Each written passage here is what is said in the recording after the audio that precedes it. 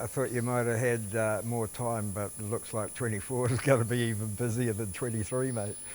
Yep, the gym was pretty full over the break. So obviously in New Zealand we shut down over Christmas and New Year's. Gets pretty quiet in Auckland, but the gym, there was a lot of people that stayed in Auckland and trained right through. So the benefit for those people is they'll be able to fight on the earliest cards. And then, yeah, people are starting to line up heaps of fights now, and there's quite a few people already in camp, so it's going to be a busy year. The fighter base, is it grown since you've moved to the bigger premises? Yep, for sure. I mean, it outgrew the old premises, so that was pretty easy. But yeah, with the new premises and just way more space, yeah, it's going to be, obviously there's room for more people, but it's just going to be just better quality training, I guess. Like, there's benefits to having a really close and, close quarter training.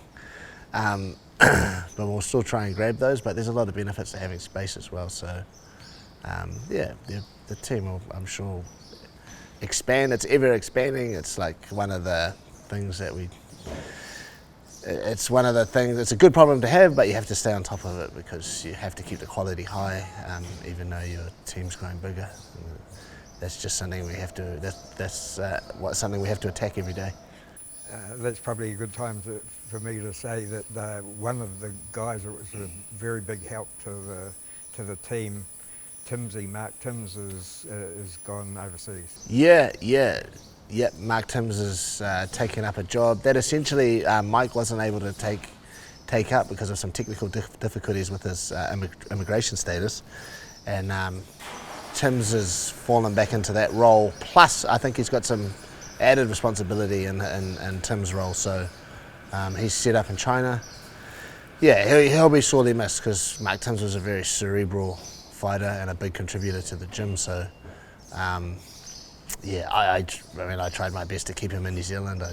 I contacted lawyer friends and immigration lawyers and said, how can we make this work? And man, I had no idea it was so hard to immigrate to New Zealand, yeah, especially for a guy with skills. His wife had very good skills. Their baby was born in New Zealand, and it still seemed almost impossible for a good, honest young bloke to, just make his home New Zealand. Yeah, don't know what's behind that, but it's too deep a problem for me to solve.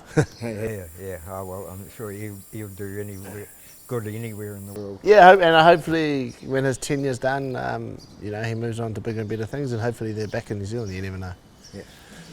Yeah. Talking about another fighter that's coming back on the scene, Brad Riddell, I see, has got a fight. Yeah, I think Brad Riddell's, I heard he's matched. He, of course, gets taken care of. He's based in Thailand now, so George and Frank, the Hickman brothers, and Bangtel, they look after Brad. But yeah, it's good to see him back where I think he belongs, where his true calling in life is, and that's in the ring or in the octagon. So I thought Brad would find his way back, didn't know when, and obviously if Brad thinks he's mentally and emotionally and physically ready to jump back in, fucking great, can't wait to see it. I'll always support Brad no matter what part of the world he's in, and yeah. Talking about overseas, and VOLK's got a fight coming up shortly. And yeah, VOLK's. Yeah. I've been in daily, if not every second day, touch with VOLK and the team over there, and he's looking good. He's looking great in typical fashion. I don't know. He just comes right. I think he is coming off where he came from to already where he is now in the camp has been a significant improvement from what I can see on what I get sent. What I'm seeing now is a little bit more of like what I'm used to. So he's got rid of those early jitters from having a lot of time off after the concussion, and he's back to the old VOLK. Things are going well as far as I know. Kieran Droblin and John Vaki just flew over there. to spend a couple of weeks there just as training partners with VOLK. So they should help him a bit over there, and yeah, I'm looking forward to that fight. Back home here, I know a lot of the boys are excited. I've been talking to them. There's a few of the young guys have got fights coming up. Yeah, Nikora's got a fight on Arsenal X, which is the hybrid fighting. Yeah, so that'll be really good for him. It's got a bit of MMA in it, which is where he wants to progress to. Aaron Towell's got a fight in Australia. He's headlining an XFC card in Australia with Baby Nanson's on that card as well. Who else is there? Yeah, there's a whole host of guys that they've got their names down and ready to go. We're just right in that process. So every day there's fights confirmed or denied or confirmed, or yeah, we're just in that negotiation phase. But yeah, man, it's going to be a busy year. Like this gym's got heaps of fighters, and this gym represents the. No one sends more fighters overseas than this gym. So if promoters want fights, well, we have fighters. On the UFC scene, busy year. Yeah, it'll be another busy year for those guys. I know you're going to ask me later, but hopefully there's some new faces in the UFC from this side of the world, from this country. Things go to plan, there should be. But yeah, those guys. How close? Eh? How close? They should. Yeah, I mean, I have some guys that, you know how to get someone in the UFC. It's not a cakewalk, right? They got to be good, and there's a certain part of it that they've got to be in the right place at the right time. There's a combination of being good, a combination of the stars aligning. You got to get all those things right for it to happen. But that should be this year for some of these guys. I mean, I got guys in the gym that, I have to go far. I'm gonna have to go to America and Europe to fly opponents over. Like no one in this region will even fight them. Why won't people in this region fight them? Because they're too good.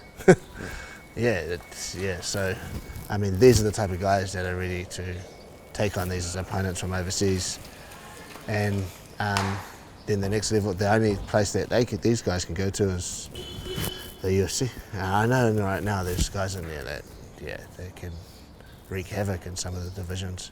They're just so talented, so they're ready to move on. It's just me and the team's job to put them in the right position, I guess. Yesterday, of course, the big middleweight fight. Was that the best scenario with Duplessis winning? Yeah, I mean, because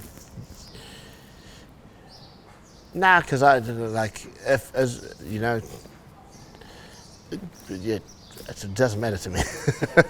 It doesn't really matter to me. Yeah, I typically don't watch it. I've got better things to do on a Sunday, so I haven't watched it, but obviously I will watch it. From a business point of view, though,